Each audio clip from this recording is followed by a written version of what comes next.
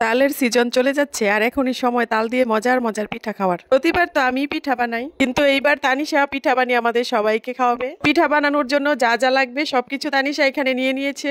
তালের রস আর নারকেল দিয়ে আজকে তানিশা বানিয়ে ফেলবে দারুণ মজার পিঠা। রসটা কিন্তু ফ্রিজে ছিল, সেজন্য একটু পাতলা পাতলা মনে হচ্ছে। তো চলো দেখি তানিশা কিভাবে পিঠা বানায়। তারপর সবাই কেমন আছো? Welcome back to my another new blog. Tasfiq and Abid ব্লগে তোমাদের সবাইকে জানাই স্বাগতম। তালের রস, আটা আর চিনি ভালো করে মিক্সড করে নিচ্ছে তানিশা।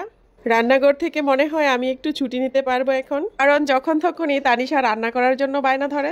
এখন নাকি তানিশা বড় হয়ে গেছে আর মা বাবাকে তানিশাই রান্না করে খাওয়াতে পারবে। যেহেতু তানিশা আজকে তালের বড়া বানাবে, কোনো বড়ার মধ্যে কিন্তু কালো জিরা দিলে ভীষণ টেস্ট হয়। কালো জিরার স্মেলটা কিন্তু খুব দারুণ আসে তেলে ভাজার পর। মাশাআল্লাহ, তানিশা তো পিঠা বানানোর জন্য একদম সবকিছু প্রস্তুত করে নিয়েছে। আর নারিকেলটা যেহেতু একটু শক্ত, সেই জন্য আমিই ভেঙে দিয়েছি।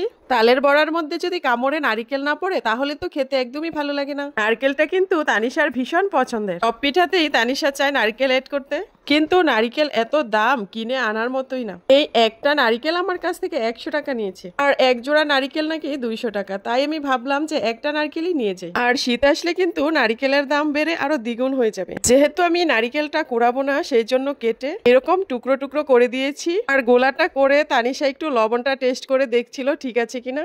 একদম পারফেক্ট, লবণ চিনি সবকিছুই নাকি ঠিক আছে। এইদিকে আমি নারিকেলটা কেটে চিরচির করে দিচ্ছিলাম, আর তানিশা গোলাতে এটা অ্যাড করছিল। নারিকেলটা এমন করে কেটে দিলে কিন্তু পিঠা খাওয়ার সময় কামড়ে পড়ে আর দারুণ মজা হয়। এখন নাকি গোলাটা ভালো করে মথে নিয়ে তারপরে তানিশা রেখে দিবে 2 ঘন্টার জন্য। গোলাটা নাকি ভালো করে আসতে হবে। আমিও বসে বসে দেখছিলাম আমার আম্মাজানের কাছ থেকে শিখা যায় কিনা কিভাবে তালের বড়া বানানো যায়। তো পিঠার গোলাটা নাকি এসে গেছে, এই জন্য তানিশা চুলাতে গরম কড়াইতে তেল ঢেলে দিল। তো দেখা যাক তানিশা কিভাবে পিঠা বানায়। আমি বসে বসে শিখছিলাম।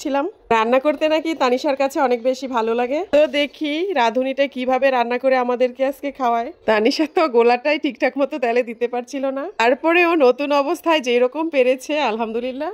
ও যত কষ্টই হোক তারপরেও হাসি মুখেই রান্না করছে। তো ফাইনালি কিন্তু তানিশার পিঠা হয়ে গেছে। তো তানিশা এখন বলছিল যে মা, পিঠাগুলি এইরকম হাঁস মুরগির বাচ্চার মতো দেখা যাচ্ছে কেন? তো আমি বলছিলাম সমস্যা নেই, আস্তে আস্তে ঠিক হয়ে যাবে।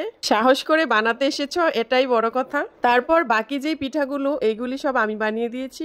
যাই হোক, এখন কিন্তু পিঠাগুলি একদমই পারফেক্ট হয়েছে। পিঠার গোলাটা কিন্তু খুব সুন্দর হয়েছে, তারপরের পিঠাগুলা সবগুলি সুন্দর হয়েছে। আর খেতেও কিন্তু দারুণ মজার ছিল, কামড়ে কামড়ে নারিকেল পড়ছিল। যদিও পিঠাটা বানাতে বানাতে তানিশার সন্ধ্যা হয়ে গেছে, কিন্তু পিঠাটা খেতে অনেক মজার হয়েছিল। আর মেয়ে সন্তান হচ্ছে আল্লাহর দেওয়া শ্রেষ্ঠ নিয়ামত। এখন আমি অসুস্থ হয়ে গেলেও চিন্তা নেই, আমার মামুনিটা আমাকে রান্না করে খাওয়াতে পারবে। তো আজকে এই পর্যন্তই, দেখা হচ্ছে পরবর্তী কোনো নতুন ভিডিওতে। সবাই ভালো থাকবে, সুস্থ থাকবে, আল্লাহ হাফেজ।